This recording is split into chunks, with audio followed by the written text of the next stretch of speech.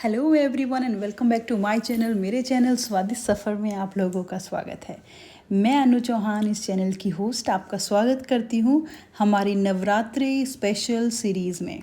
तो आज हमारा डे 4 है और आज हम बनाने वाले हैं कुछ स्पेशल और इसका किंग होगा साबूदाना। तो हम बनाएंगे साबूदाने की टिक्की और उसके साथ हम बनाएंगे ग्रीन चटनी। इतना क्रिस्पी बन रहा है कि आपको आवाज़ आ रही होगी कि साबूदाने की टूटने तक की, कि इसको हमने इतने अच्छे से फ्राई किया कि इतना क्रिस्पी बन के निकल के आया है। डेफिनेटली आप भी ट्राई करिएगा। चलिए देखते हैं रेसिपी क्या है साबूदाने की। तो सबसे पहले मैंने क्या है 2 कप साबूदाना लिया है। आज हमारी जो सीरीज़ का जो किंग रहेगा वो साबूदाना रहेगा। तो मैंने 2 कटोरी जो है साबूदाना लिया है। साबूदाना लेने के बाद मैंने क्या किया है, एक बार साबूदाने को साफ़ पानी से वॉश करके एंड देन उसको मैंने भिगो के रख दिया है। कम से कम 15 से 20 मिनट या आप हाफ़ एन आवर आप इसको भिगो के रख दें। उसके बाद इतने हैं, चलो हम आलू उबाल लेते हैं क्योंकि हमारे आलू भी जाएंगे साबूदाने में। तो मैंने 4 से 5 आलू और उसमें ऊपर से नमक डाल के इनको मैंने अच्छे से बॉईल कर लिया था। इतने हमारा क्या हुआ, साबूदाना फूल चुका था। जैसे ही साबूदाना फूला तो आप एक बार हाथ लगा के उसे टच करके देखेंगे कि वो फूट रहा है या नहीं। ठीक है, तो जैसे ही वो क्रश होगा तो इट मीन्स हमारा साबूदाना बिल्कुल तैयार है। तो मैंने एक बाउल में निकाल लिया है साबूदाने को। बिल्कुल एकदम देखिए एक एक चीज़ें अलग हो रही हैं। बिल्कुल ये है कि वो सही टाइम तक भीगा रहा है और हमने तुरंत उसको बाहर निकाल लिया। उसके बाद हम आलू को ग्रेड कर लेते हैं। देखो एक चीज़ हो सकती है कि आप आलू को ऐसे हाथों से भी क्रश कर सकते हैं, बट अगर आपको थोड़ी सॉफ्टनेस चाहिए टिक्की के अंदर तो आप उसे ग्रेट करें। ठीक है, तो आप उसे कद्दूकस में घिस लें अच्छे से आलू को एंड देन हम अपने साबूदाना की जो हमारा भिगो के हमने रखा हुआ था उसमें हम मिक्स करेंगे। तो मैंने सारे आलू को अच्छे से ग्रेट कर लिया है, अच्छे से कद्दूकस कर लिया है और अब हमारी बिल्कुल मतलब तैयारी एकदम अच्छे से हो चुकी है। अब मैं क्या करूँगी, मैं इसको साबूदाने का जो हमारा मिक्सचर था उसके अंदर ऐड ऑन कर दूँगी।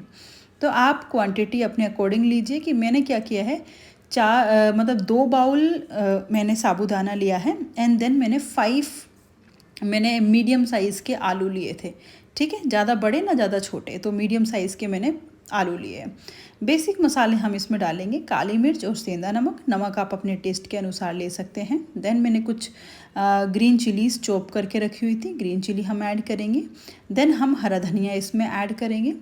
एक और चीज़ है जो सबसे ज़्यादा इम्पॉर्टेंट है, आप क्या कर सकते हैं इसमें थोड़ा सा जो मूंगफली के दाने होते हैं, आप मूंगफली जो पीनट होती है उसको भी रोस्ट करके अच्छे से उसका छिलका उतार के एंड देन उसे ग्राइंड करके, फाइन ग्राइंड नहीं करना है, थोड़ा सा मीडियम ग्राइंड करके एंड देन आप अपने साबूदाने की टिक्की में उसे ऐड कर सकते हैं। ये टिप नंबर 1, जिससे आपका टेस्ट अच्छा हो जाएगा। दूसरी टिप ये है कि आपको प्रॉपरली आलू एंड साबूदाने को अच्छे से मिक्स करना है। ऊपर से उसे मिक्स नहीं करना है। अगर आप अच्छे से उसे मिक्स करेंगे तो आपकी टिक्की जो है वो इवनली बन के आएगी। तो आप क्या करेंगे, बिल्कुल अच्छे से अपने हाथों की हेल्प से उसे प्रॉपरली मिक्स करेंगे। तो मैंने यहाँ पे ये जो ऐड किया है ये है पीनट का पाउडर नहीं कह सकते, थोड़े मोटे मोटे ग्रैन्यूल्स ही थे। मैंने मतलब एक बार ही ग्राइंड किया है। तो आप उसको 1 बाउल आप ऐड कर सकते हैं। ठीक है, इसको ऐड करने के बाद भी आपको अच्छे से करना है, बिल्कुल प्रॉपरली मिक्स करना है। और मिक्स करने के बाद इसे मिनिमम 5 मिनट के लिए आप ढक के रख देंगे। चलिए हम चटनी की प्रिपरेशन कर लेते हैं। अभी जिस जार में मैंने पीनट को ग्राइंड किया है मैं उसी में क्या कर रही हूँ, चटनी बना रही हूँ। क्योंकि हम क्या करते हैं, जो व्रत की चटनी है उसमें हम पीनट भी डाल सकते हैं, कोई इशू नहीं है।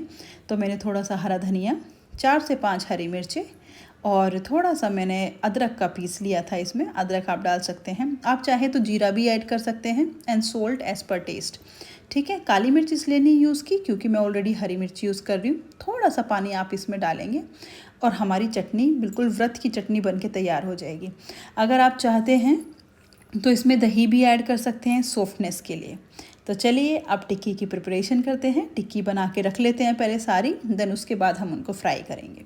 तो मैंने क्या किया है, टिक्की बनाने के लिए थोड़ा सा ऑयल, आप ऑयल चाहे तो ऑयल ले सकते हैं, आप घी चाहे तो घी ले सकते हैं, पर मैंने रिफाइंड ऑयल लिया है।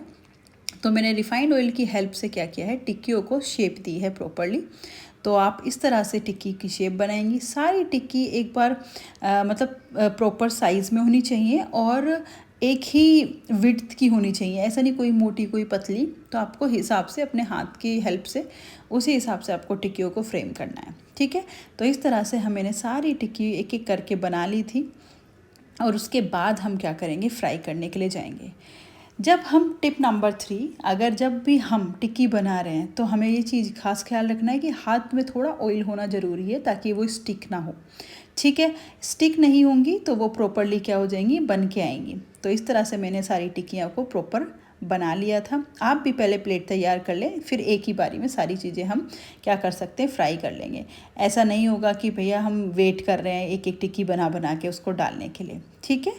चलिए अब क्या करते हैं, हम अपना जो हमारा टिक्की के लिए हमने क्या है, रिफाइंड ऑयल चढ़ाया है। तो आपको इसमें चीज़ खास ख्याल ये रखना है कि पहले आपको जो टिप नंबर 4 कि आपको पहले ही अच्छे से अपने ऑयल को गरम कर लेना है। ऑयल उतना ना हो पैन के अंदर कि आपकी टिक्कियाँ उसमें मतलब बिल्कुल ऑयल बहुत ज़्यादा ऊपर आए। रीज़न कि अगर आपका ऑयल ज़्यादा होगा तो आपको छलकने का उसमें डर होता है, तो ईज़िली टिक्की जो है आपकी वो पलट जाए, तो उतना आपको ऑयल रखना है। टिप नंबर 5, आपको ये ख्याल रखना है कि आप जब टिक्की को फ्राई करेंगे तो जो आपकी फ्लेम होगी वो हाई नहीं होनी चाहिए, वो मीडियम होनी चाहिए, तभी इतना सुंदर कलर निकल के आएगा आपकी टिक्की का। और जो अंदर टिक्की के जो हमने मतलब जो टिक्की का शेप दिया है वो अंदर से अच्छे से पक पाएगी। अगर हम इसे हाई फ्लेम पे पकाएंगे तो ये क्या होगा, ऊपर से जल्दी कुरकुरी हो जाएगी और अंदर से नहीं पकेगी, ठीक है। कुछ टिप्स एंड ट्रिक्स हैं, उनको फॉलो करना है और बस ध्यान रखना है एंड आपकी टिक्की इतनी ही शानदार बन के आएंगी, आई प्रॉमिस यू। तो आप ख्याल रखिएगा। इसी तरह से आपको धीरे धीरे धीरे धीरे सारी अपनी टिक्कियाँ फ्राई कर लेनी है, ठीक है। तो इस तरह से मैंने सारी टिक्कियों को प्रिपेयर कर लिया है। अच्छे से प्लेटिंग करेंगे। प्लेटिंग भी बहुत ज़्यादा इम्पोर्टेंट रोल प्ले करती है, क्योंकि अगर खाना तो अच्छा बना है और अच्छे से हमने प्लेट में नहीं सजाया तो खाने का मन नहीं करेगा, राइट। आई होप कि आपको ये साबूदाने की टिक्की का पसंद आई होगी। ये इसे हम वड़ा भी कहते हैं। तो आई होप कि आपको पसंद आया होगा। Please like, share and subscribe my channel. I am waiting for your comments. मैं हमेशा आपके कमेंट्स का इंतज़ार करती हूँ। Thank you so much everyone.